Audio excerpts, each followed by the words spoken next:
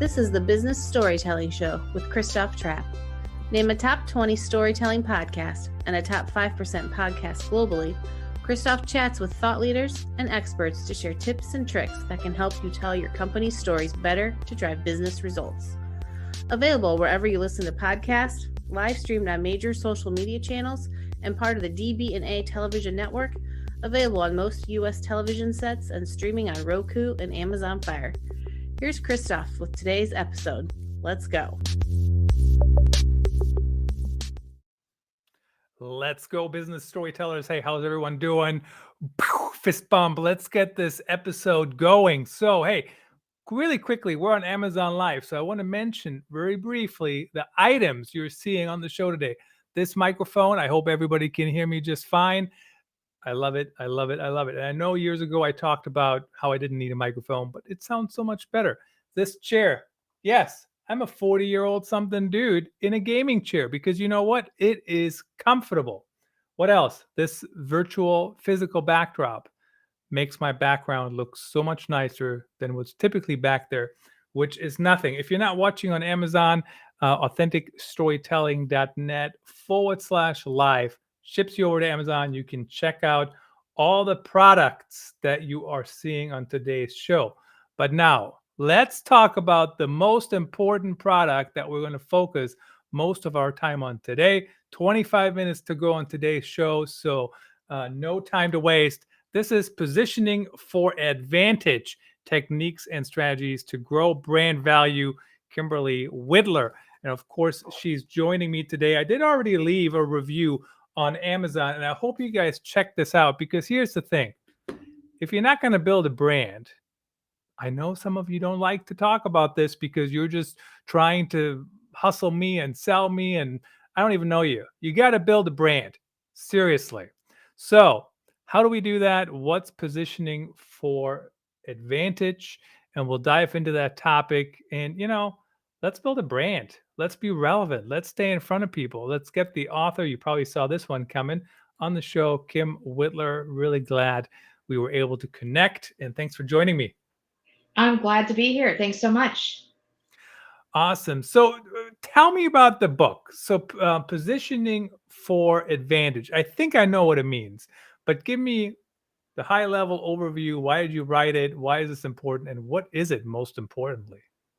Well, I'm actually glad to really be here on your program because this is all about storytelling, right? Well, where do brand stories come from? And so if you think about positioning, the book title, Positioning for Advantage, let me start for a second and just talk about brands and then how brands relate to positioning and then what I mean by positioning for advantage. So, brands are essentially everything that you think of when you see brand name or a logo. It's all the associations that you have, good and bad. And a brand can be anything. It can be a product, it can be a service, it can be something like a book, it can be a person, it can be an ideology. Conservatives and liberals, those are brands. It can be an idea, Mothers Against Drunk Driving. And so these brands, what you're trying to do when you're building a brand is you're trying to identify a position in the marketplace that's a territory that a brand can own relative to competitors. And so positioning for advantage is literally simply just trying to identify the position that you want the brand to own. And when you think about that positioning, it's relative to competitors and it's relative to what consumers need and want. And so positioning for advantage then is a series of techniques, really tools on how you can identify and position a brand to win in the marketplace. And what's interesting about what consumers want is such an interesting topic. We could probably talk about that for hours here. But Nick Graham on Real Talk, which I produce for Vox Pop Me, he is the head of global insights at Mondelez. And he said, the quote, Henry Ford quote about horses, whatever, if I would have asked people what they wanted, they would have said faster horses. And he said, that is an excuse, my friends. If you say, this quote says you can't innovate, because here's the thing. They said faster horses because they didn't know cars. But you can totally get from that quote that they wanted to go faster. And then you, as the brand, you can figure out how to make that happen. Don't expect everybody else to give you all the answers.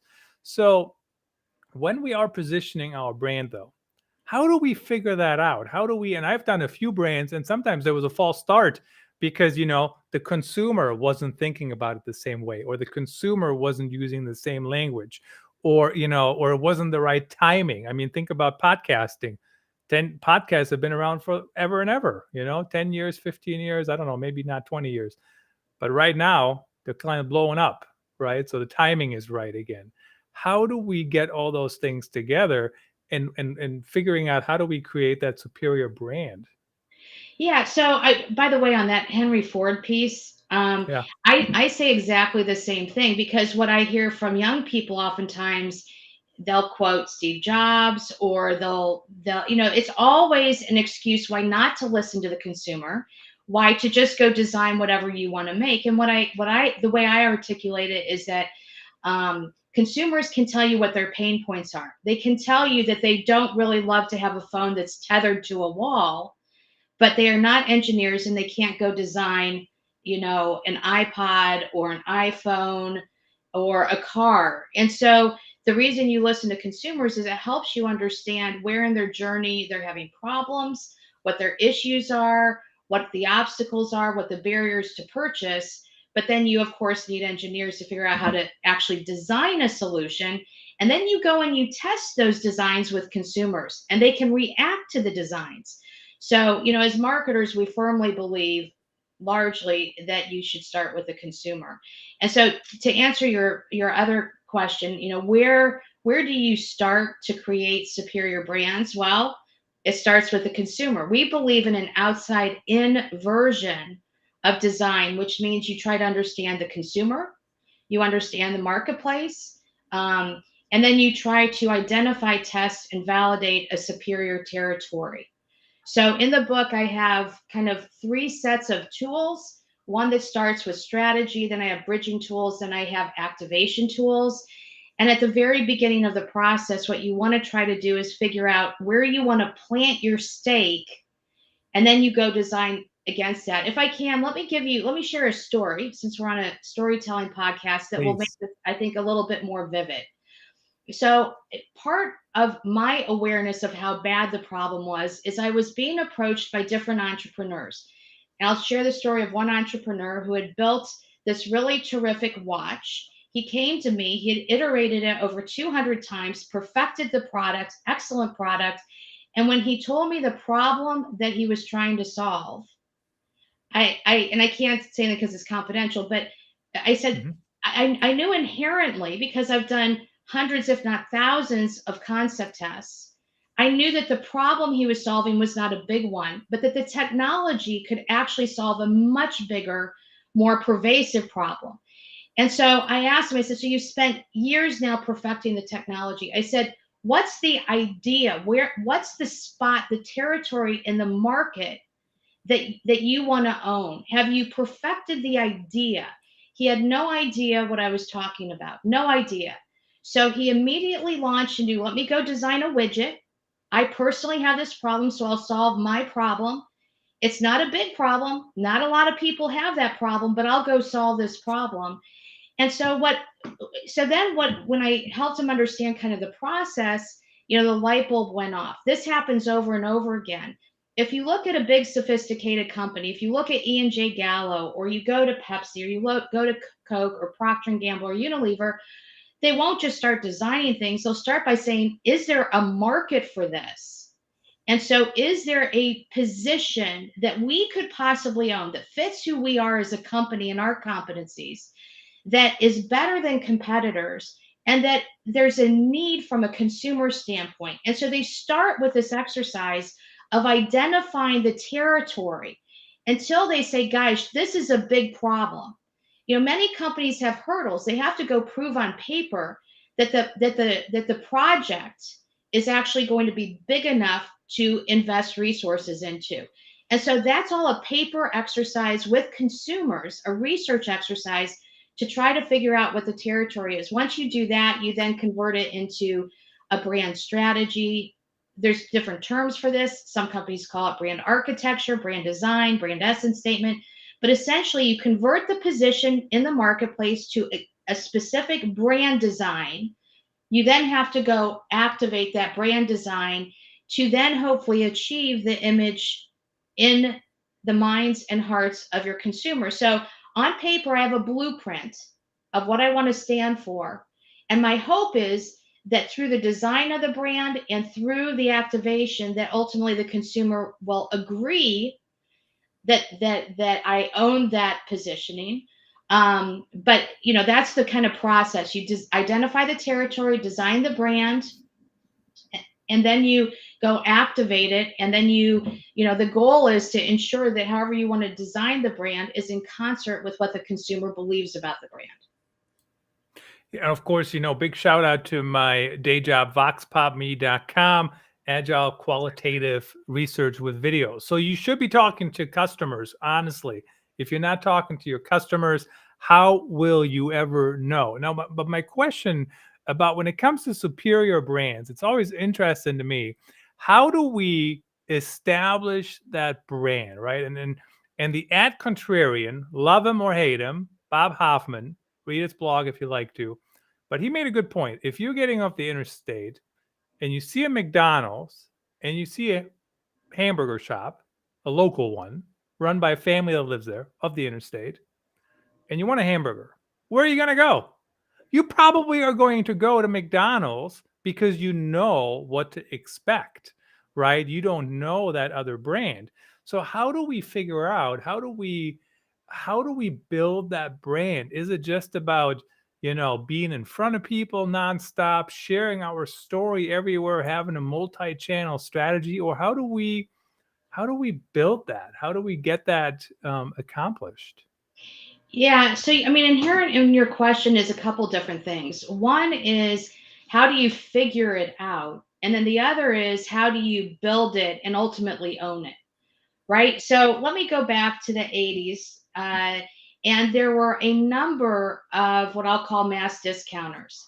You had Zare, you had Venture, you had Walmart, you had a number, you had Kmart, you had Target, you had a number of these brands that all were trying to stand for something somewhat similar, and that was low prices, right? Large assortment, low prices. And so they knew that this would matter to consumers. Well, the way that you identify it is through, and again, I have this tool in the book, but you go and you test different positioning ideas with consumers. And you look for the size of the market and then the appeal of the idea. Okay. And so, but all of them had identified a similar territory. Now all of a sudden it's who's going to own it. They're all competing for the same territory. And one of the things, it's not enough to know the position in the marketplace. You then have to activate it in a way that consumers believe and agree that you are better at that positioning than anybody else. And so Walmart was ruthless in delivering low costs. Everything from, if you've ever been to Bentonville, if you've ever gone to their offices, I can tell you they don't, they're very thrifty. Everything from the way that their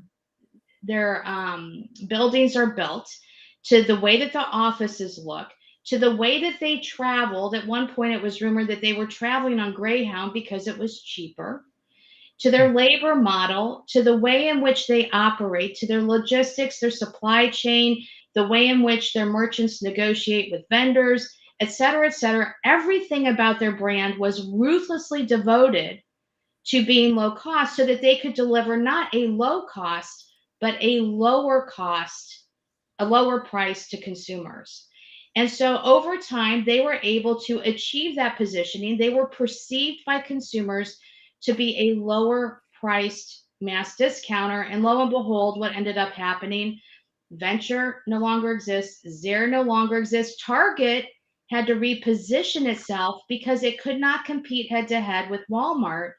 And so Walmart repositioned itself to this kind of designer, affordable designer chic, right? So they're lower priced than the department stores, and they have a nicer assortment than Walmart, but they're still a mass discounter. So they've shifted their positioning so that they weren't on top of Walmart, so that they could actually find a way to succeed in the marketplace.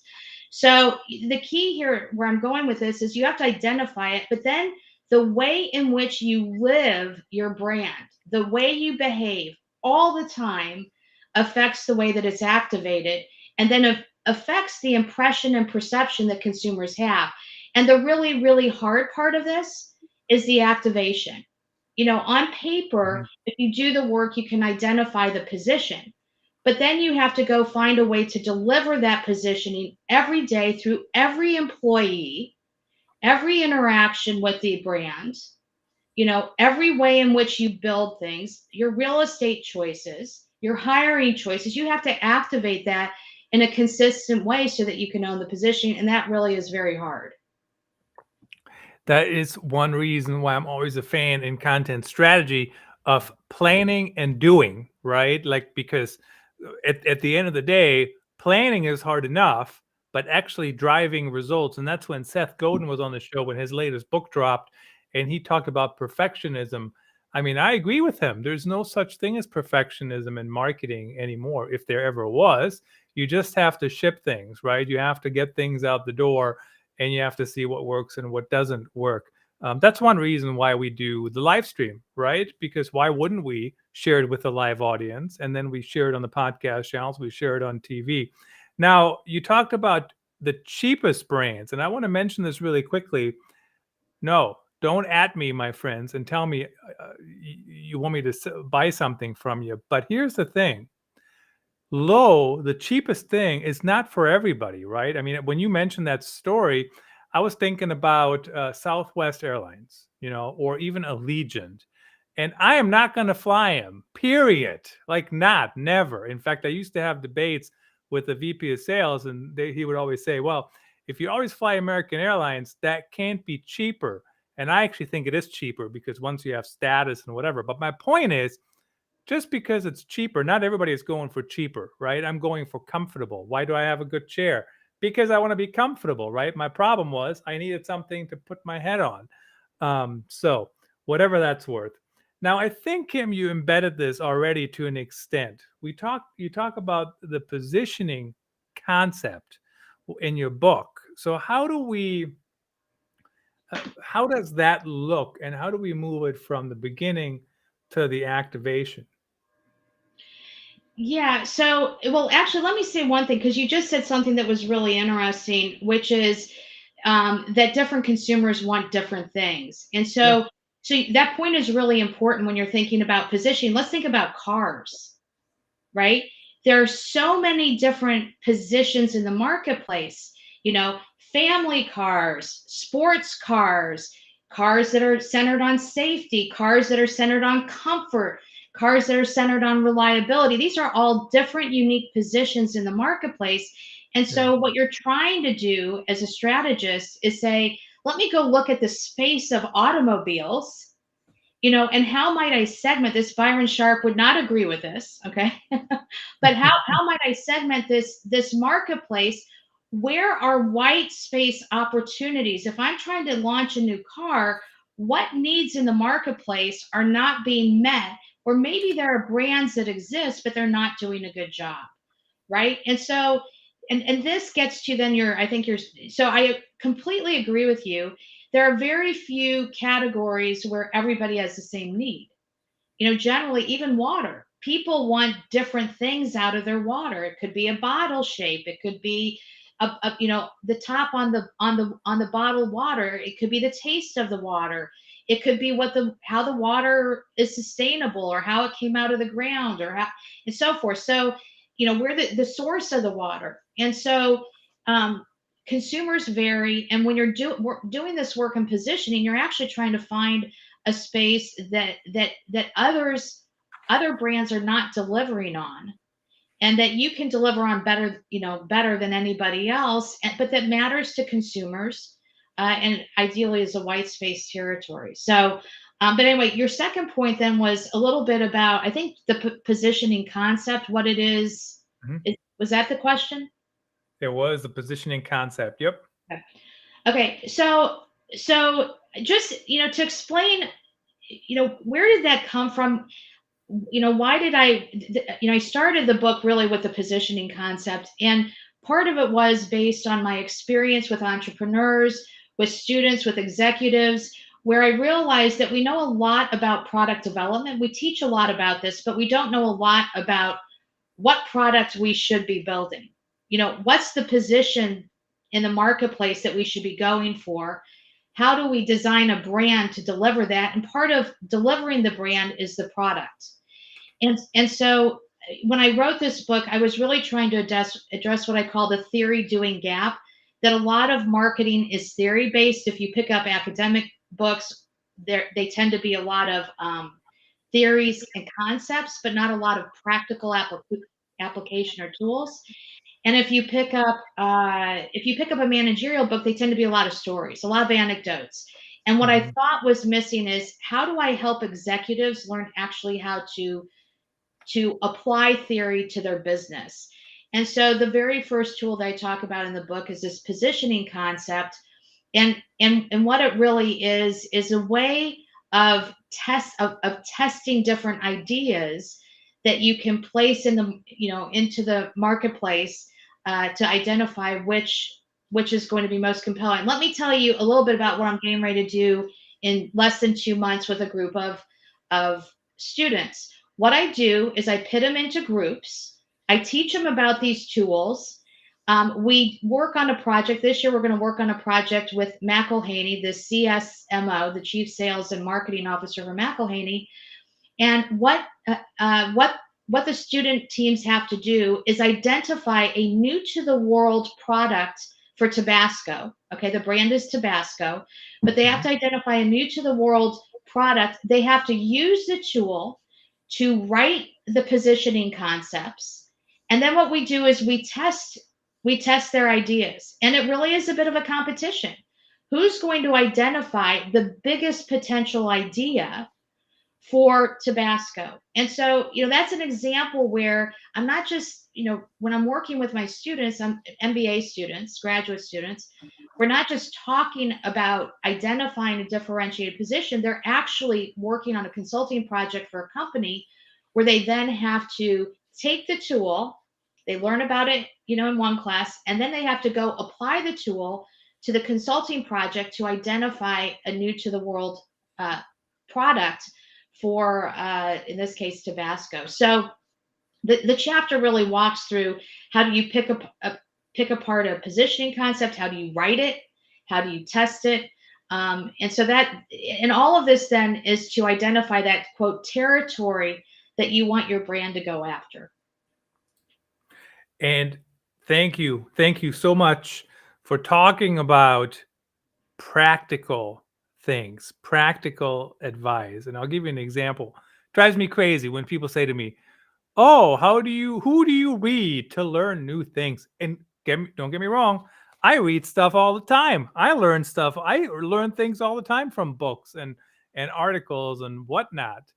But in marketing, the way you learn, in addition to the theory, you have to jump in.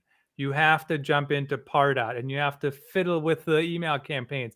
You have to hop into HubSpot, and you just have to. Otherwise, you can't learn and you can't see where the exceptions are. And that's, I think a lot of people forget about that. So at the end of the day, you can listen to us talk about what is a positioning concept, but go through the worksheet, try it, work through it, think through it. It's very different. I joke, I say I sit here every Sunday, Kim, and watch, I don't know, 18 hours of football. That doesn't mean I can play in the NFL, right? Like, just because I know how to do it doesn't mean I can be Tom Brady or whomever. So, what's so funny about that? I just had this argument, or this debate, I should say, with an individual who said that a CEO wanted to hire a digital native because the belief is, and this, by the way, I hear a lot, I need to hire for CMO a digital native. What they mean is, I need to hire a 28-year-old because they will then know digital. And I said, that is completely flawed. And I said, if you believe that, then Walmart should hire my mother, because she is a supreme shopper. She really is a very good shopper. And she could then make a great CMO because she understands shopping. Digital natives really don't understand strategy. They may know how to post something on Twitter or TikTok, but that does not mean that they understand the channels, strategy, positioning, which channels to use in which ways, how to measure they don't know that. And so this is very flawed when to your point, I think it's very flawed that you have to have experience and practice doing it, which is why, by the way, in the very last chapter, I've never seen a book that does this, but the last chapter is nothing but practice, ways to practice using the tools, so that, because my goal in this book is to build skill and proficiency, not just knowledge, but skill and proficiency. And so the last chapter is like all sorts of ways in which you can practice using the tools so that you can get better at them. It's the only way to do it, but you certainly have to understand why you're doing it, what you're doing. I'll give you an example, everyone. So my live shows, my articles, everything, we're just chatting. We're having a conversation. I'm learning a lot. I'm having fun. I'm finally talking to another adult today, But here's the thing. These shows are pretty deliberate. Some people might say very calculated, what we're talking about, how much time is allotted. So there's a strategy behind it. You might not see it. And the same is true for just about everything else in marketing. And if you can't do that, it is very difficult to build that superior brand. Kim, I really appreciate you coming on the show. Make sure, everyone, you check out our book, Positioning for Advantage. It is available on Amazon. It is in the carousel if you're watching on Amazon, and authenticstorytelling.net/live under the book section. Kim, it was my pleasure to have you on the show. Thanks for sharing your insights. Thank you so much.